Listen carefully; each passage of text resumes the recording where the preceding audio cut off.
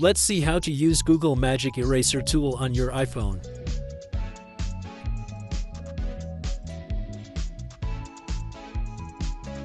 You need to download the Google Photos apps from the App Store.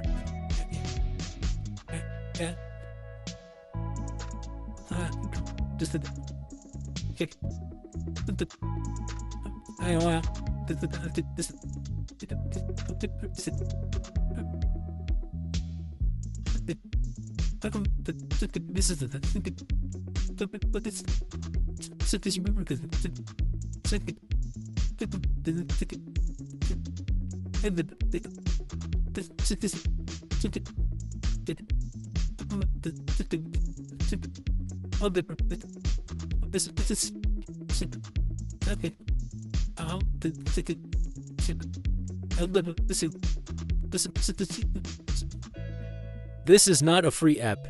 You have to pay to use it.